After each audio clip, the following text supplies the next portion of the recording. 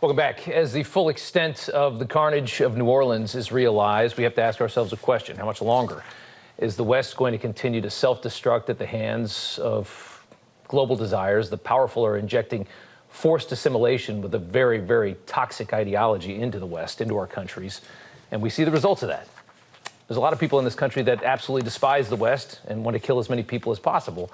And they all kind of share the same religious ideology.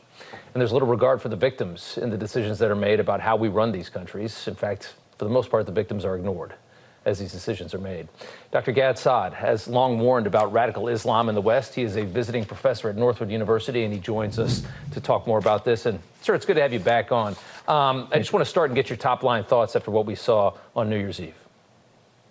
Well, it angers me to no end, right? I mean, yesterday I was supposed to be sitting around having fun, enjoying my time with the family, but then I think now it's up to 14 innocent people who were trying to have fun. Even though I don't know them, I mourn them. I'm angry for them because we allow this to happen. And so I'm very upset, but in a sense, I'm frustrated because, as you said, some of us have been warning the West for decades.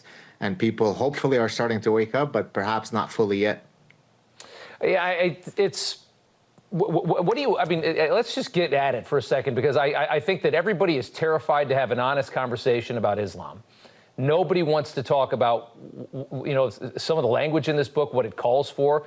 And, you know, there's so many people that practice this religion, the bulk of which we know are peaceful, but there's a lot of people that aren't. And I feel like we're just going to be fighting this and dealing with these tragedies forever. Indeed, right? And for your viewers and listeners who don't know my personal history, we're Lebanese Jews that had to leave the Middle East because it became impossible to be Jewish. There's 1,400 years of history that supports the fact that Islam, once it moves into a place, doesn't necessarily promote the flourishing of individual liberties and freedoms.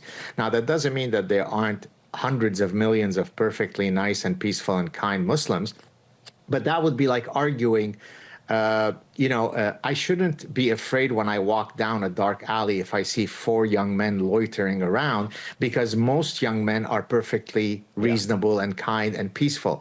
Life is about navigating through statistical regularities, and there certainly is a statistical regularity when it comes to Islam. We should be able to speak about it openly without holding an iota of hatred towards individual Muslims.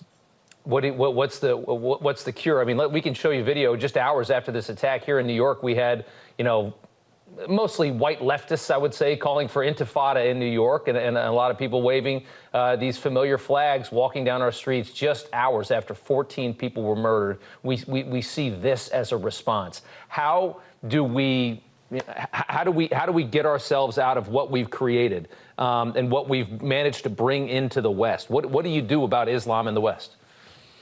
Look, in my previous book, Parasitic Mind, I talked about what happens to our cognitive system when it is parasitized by idea pathogens. In my forthcoming book, Suicidal Empathy, I talk about what happens to our emotional system when it is parasitized by orgiastic empathy.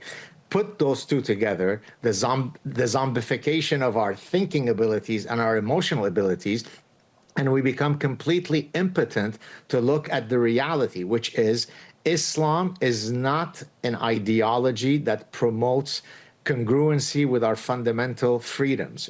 I mean, nothing could be clearer than that, right? So how do we handle that?